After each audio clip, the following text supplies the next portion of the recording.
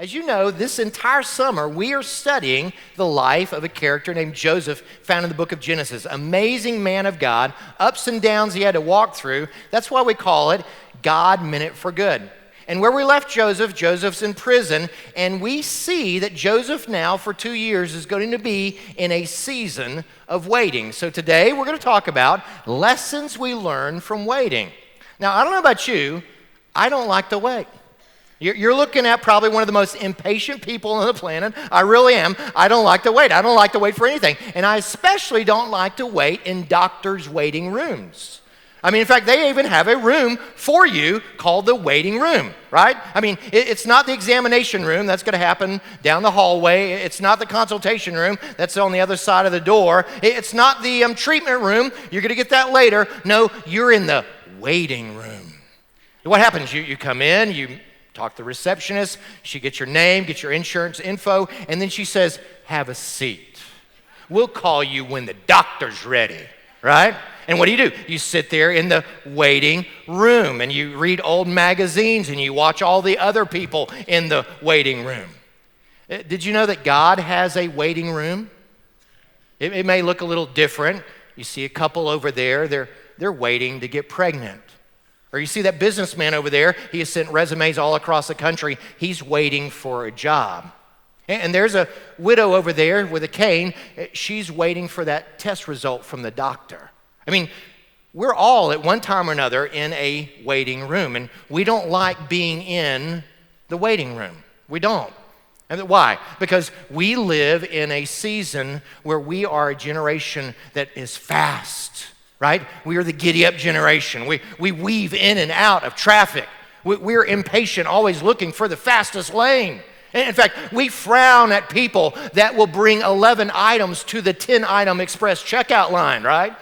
Well, I mean, whoa, man, you got one too many items there. I mean, we're the ones who drum our fingers at the microwave saying, hurry up, heat up my coffee. We don't like to wait. We want six-pack abs in 10 minutes. We want minute rice in 30 seconds. That's us. We're that generation. We don't like waiting for doctors. We don't like waiting in traffic. We don't like waiting on God. And yet here's a simple reality. God uses waiting in our lives. We don't like it, but that is part of God's tool. God uses waiting. You look throughout the scriptures and you find all the saints of God throughout scriptures. God used them all, put them all through a season of waiting. Abraham had to wait 30 years before he had Isaac. Jacob had to wait 20 years before he could be released from Laban's control. Moses was 80 before he was used of God to bring the nation of Israel out in the Exodus. Noah had to wait 120 years for it to rain. The Apostle Paul went to Arabia for 3 years while Jesus trained him. And here we are with Joseph. Joseph has now been in Egypt for 11 years. And God says, not enough. You need 2 more years of waiting.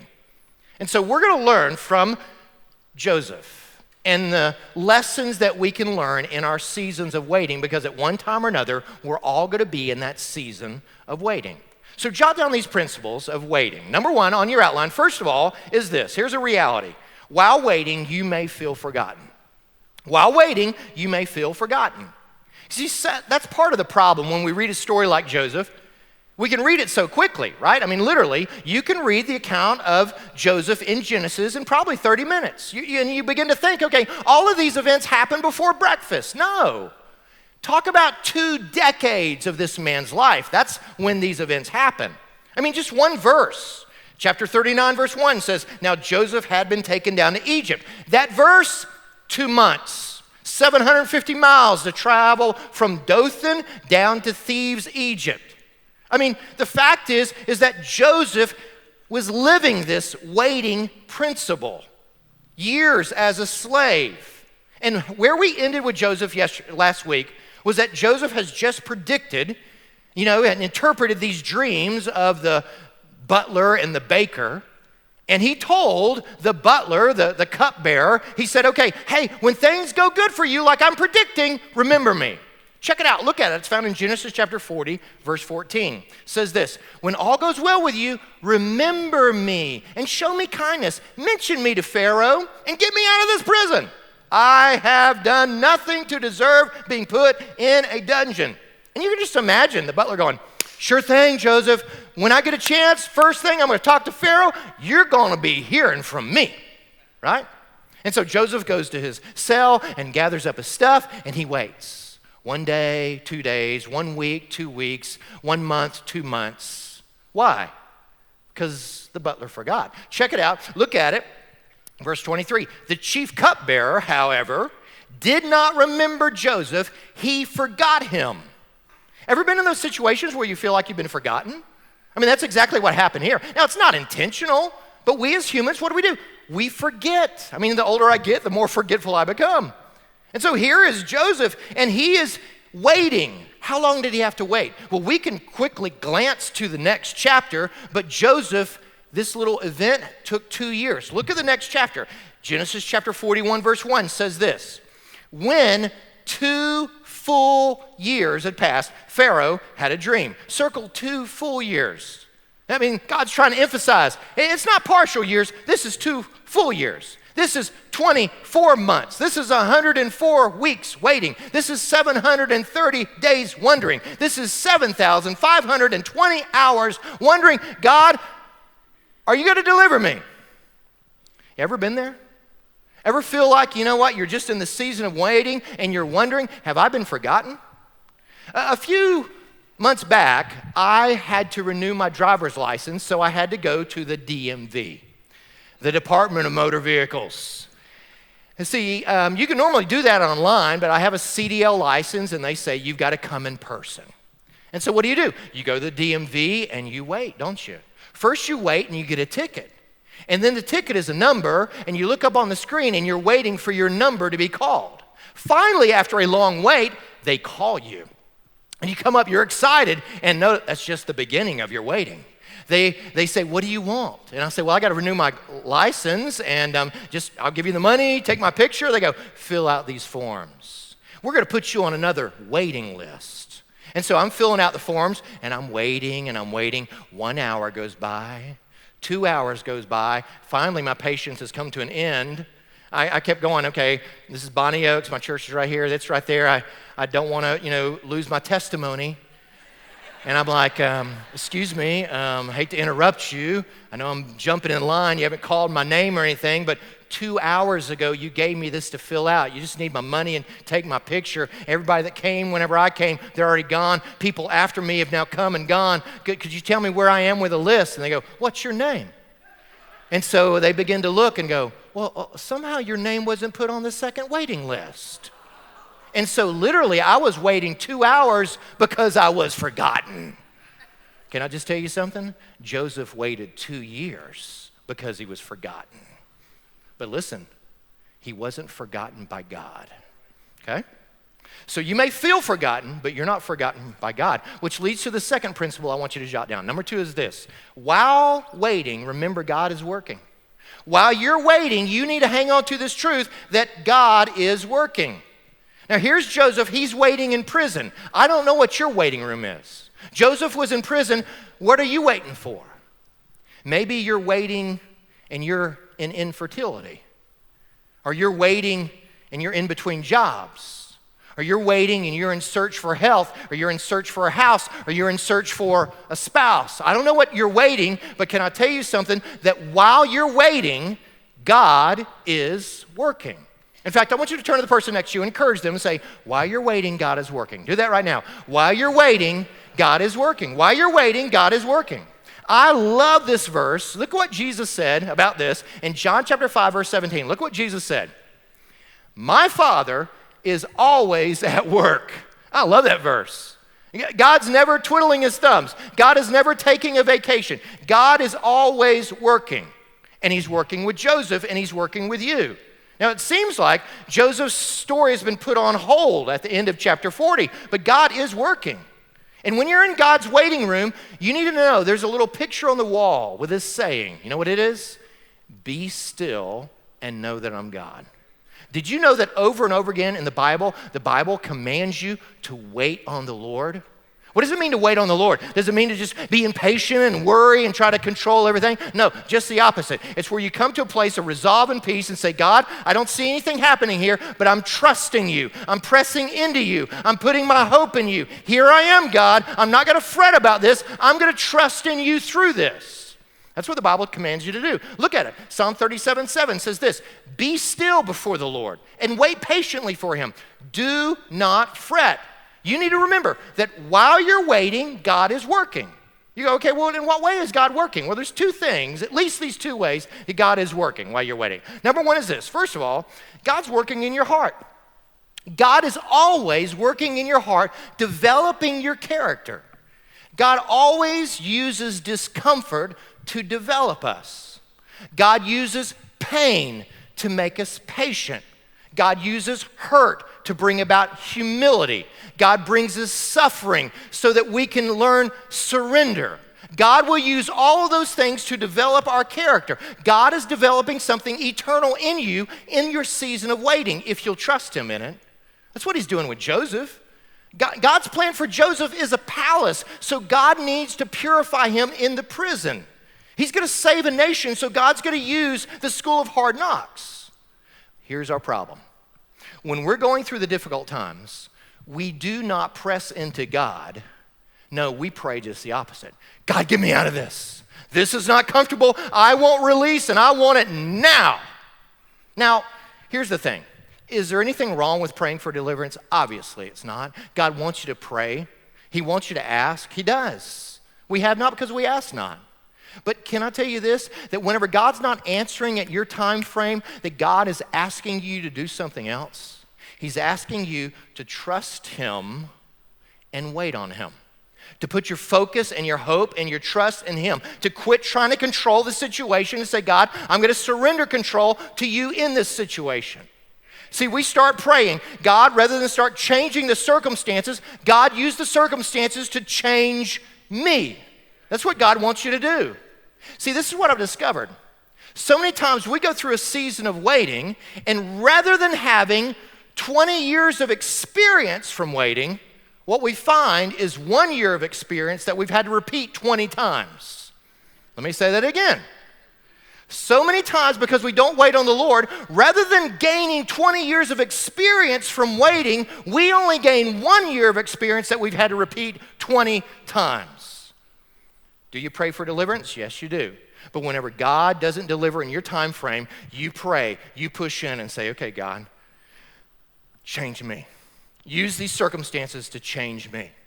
So the first thing you need to know is that God is always working in your heart if you'll let him. He's always working in your heart during your time of waiting. But there's a second thing that God is doing. Jot this on your outline. God is working behind the scenes. God's working and orchestrating events behind the scenes. Now, I say it's behind the scenes because you don't even know it's happening. This is the invisible hand of God's providence here. Joseph is waiting. He doesn't know that God's orchestrating these events, but he is. I mean, think about it. Already in Joseph's life, the providence of God. His brothers were going to kill him, right? And God supernaturally brings these Midianite slave traders that bring Joseph to Egypt. That's exactly where God wanted him to be.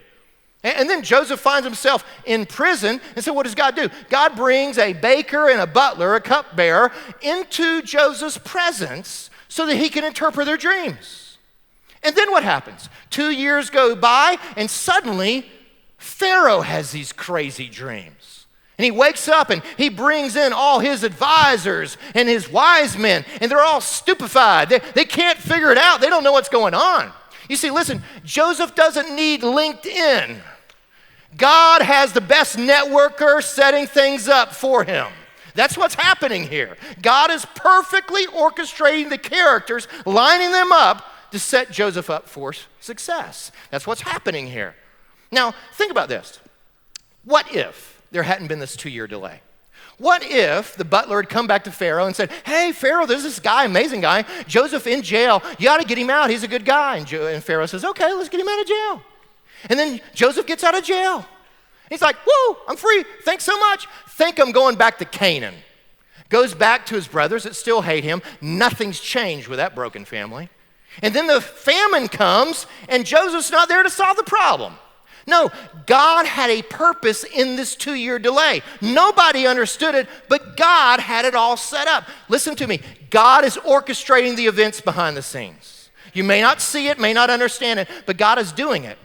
Now what we want the quick fix. God, answer this prayer right now. And God says, no, I don't work that way. Let me remind you of one of the characteristics of God. God is eternal.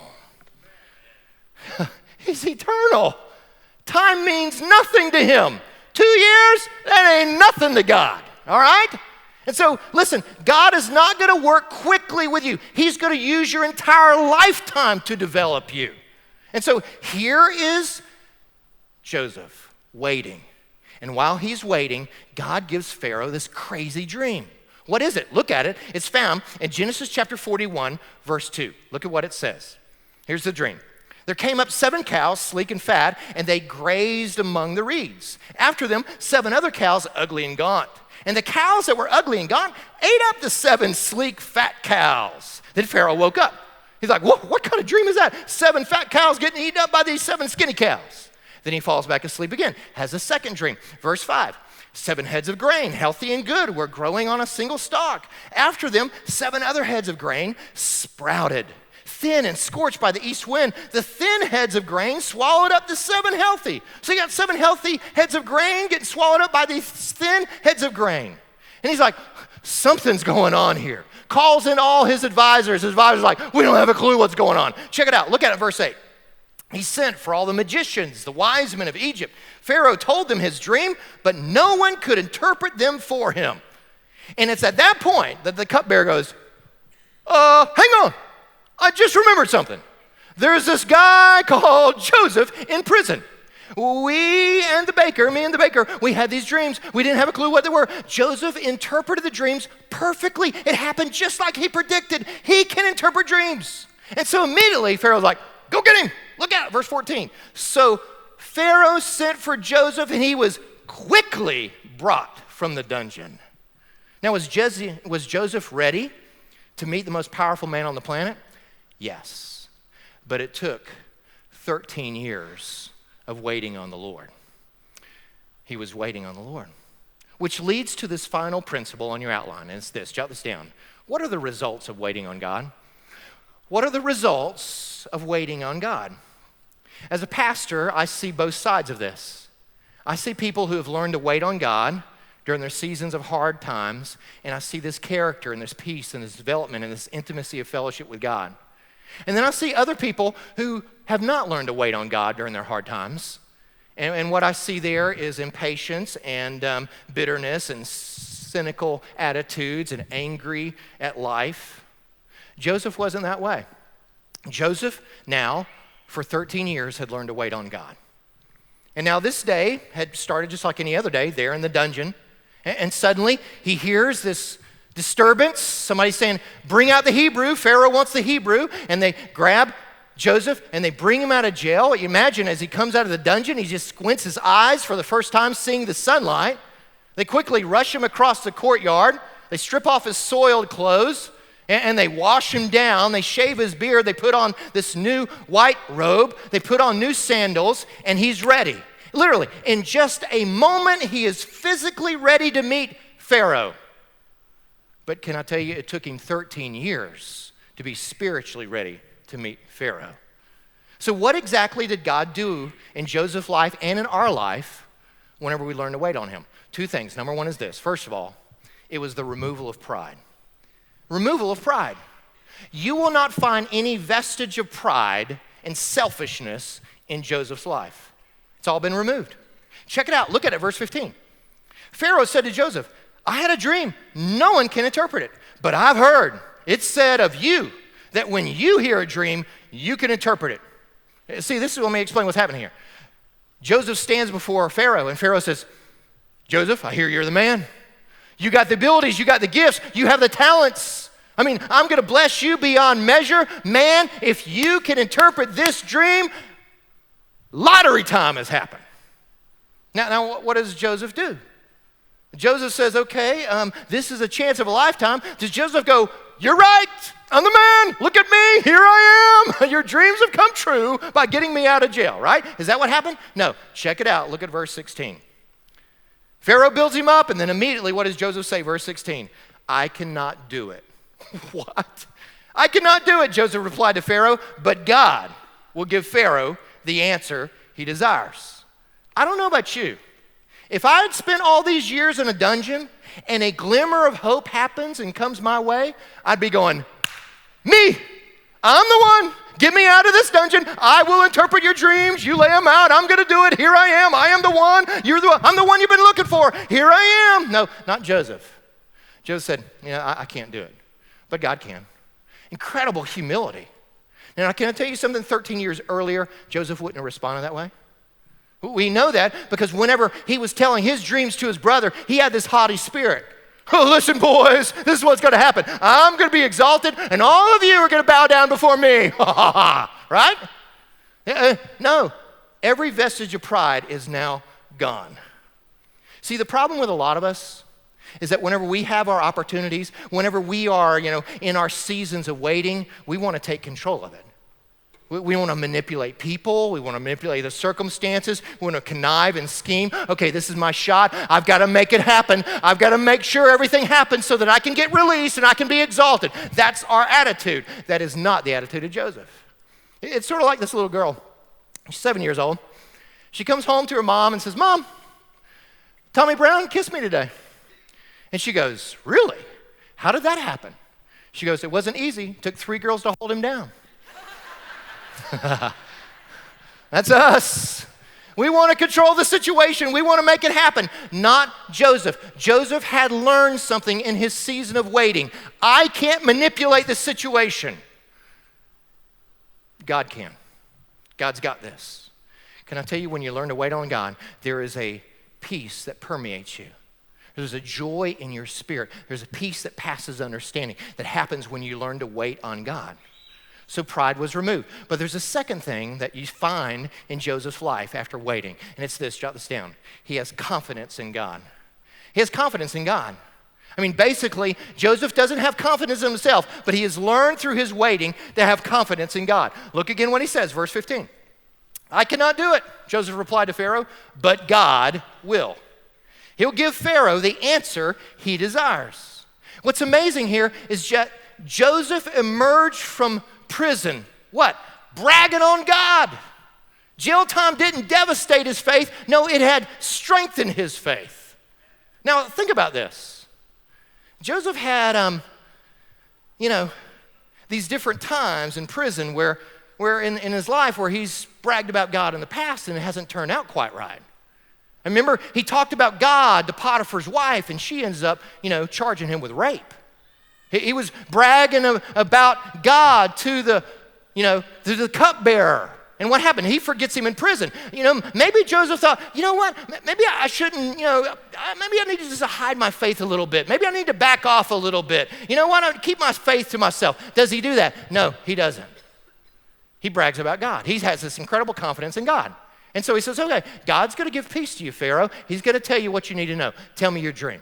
And so then Pharaoh tells him the first dream. 7 fat cows getting eaten up by 7 skinny cows. Then he tells him the second dream. Okay, 7 healthy heads of grain get eaten up by these skinny heads of grain. He goes, what does it mean? Look at what Joseph said. Look how he's bragging on God. Verse 25, he says this. Then Joseph said to Pharaoh, the dreams of Pharaoh are one and the same. God has revealed to Pharaoh what he's about to do. Verse 28, it's just as I said to Pharaoh, God has shown Pharaoh what he's about to do. Verse 32, the reason the dream was given to Pharaoh in 2 forms is that the matter has been firmly decided by God, and God will do it soon. 4 different occasions, God. God's going to do this. God's going to accomplish this. God gave this to you. God's going to make all of this happen. Now, what's interesting here is the Hebrew word he uses for God. It's the Hebrew word Elohim. It means God the creator, God the all-powerful one, God the one who rules supremely over all. Now you may go, wait a minute. Are you telling me that after 13 years of trial, Joseph comes out of prison bragging that God is in control? Come on. I mean, think about it. Where was this God who's in control whenever his brothers put him in a pit? Or when he was sold as a slave in Egypt? Or when he was falsely accused of rape? Or when he was forgotten in prison? Where is this sovereign, in control God? Well, Joseph had learned in his season of waiting to learn who God really was. And he realized that his God was so amazing and so great that even with all this evil that's been done to him, that God was going to sovereignly bring it all out for good. That's the way God is. God is so great that even in your season of waiting, and even in this broken world that we live in and all the evil that we all face, our God is so great that he can use it all for your good and his glory. But you got to learn to wait on God. You got to learn that. Most of you may remember this. It was actually 9 years ago. I had an accident at home. Fire and gas, not a good mixture. And my legs were burned very badly. So badly, Erlanger couldn't take care of me. They quickly rushed me to Vanderbilt in Nashville. And there they, basically knocked me out and start working on my legs to help me. Well, because it was Memorial Day weekend, they treated me for several days, and they said, look, this is what we can do. You can either stay here in the hospital, or we can wrap up your legs with these bandages and send you home for a couple of days, and then when you come back on Tuesday, we're going to examine your legs to see how you're healing up. And I'm like, okay, I'd rather go home. So we went home, and of course, wheelchair, and I'm sitting up the whole time, and I'm praying, oh, God, work this miracle. I know, because I had people contacting me, literally around the world, praying for me. I had this incredible confidence, oh, God's going to work a miracle. It's going to be amazing, right? God's going to get so much glory by healing my legs that way. And so I come back, to Vanderbilt on Tuesday, and I'm expecting them to take off the bandages, and people are going to go, oh, miracle, right? And so they take off the bandages, and what happened was they gasped. And the doctor says, you see all that brown skin? That's rotting flesh. It all has to come off. If you're going to heal, all of that has to come off. My miracle didn't happen quickly. And I got to admit, for a couple of days, I was a little depressed. But then I realized that, no, God's still the same. And things haven't changed with me and God. And so I said, God, if the miracle you're going to bring is going to be harder and take longer, I'm pressing into you.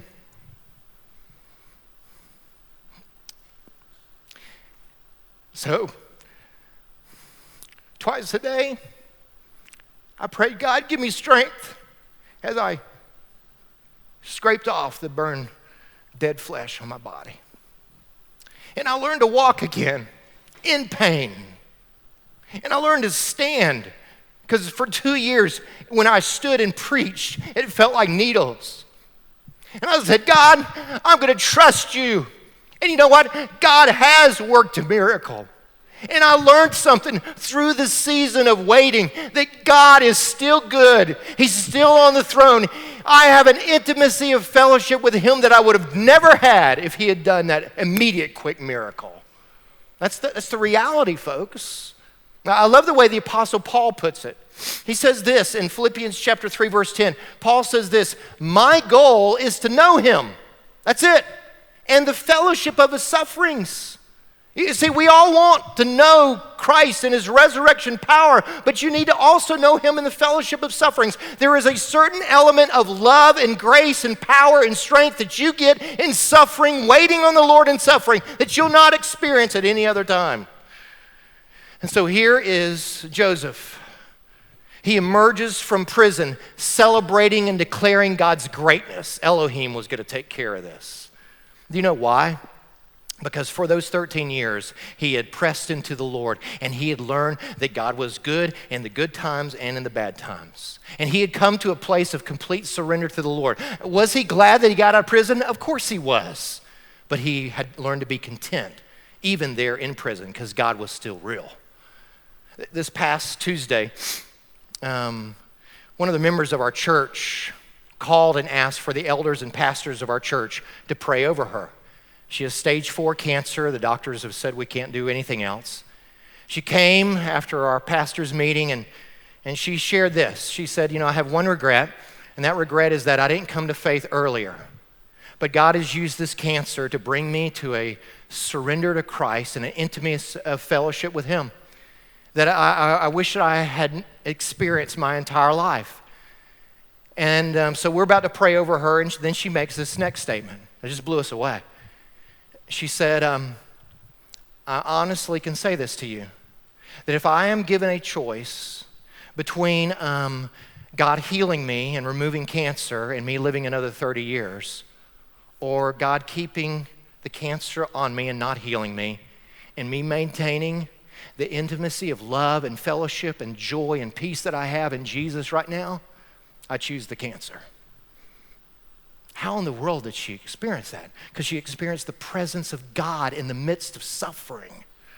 She knew Christ in an intimate way that can't be experienced any other way other than suffering. It's just like what the psalmist said, better is one day in your house than 1,000 elsewhere. God says, come and know me. Here's the bottom line. We're all going to go through our seasons of waiting. How are you going to wait? Are you going to wait on the Lord in that season and press into Him? And I'm telling you, if you'll do that, you're going to get to know Christ in intimate ways that you would never know Him any other way.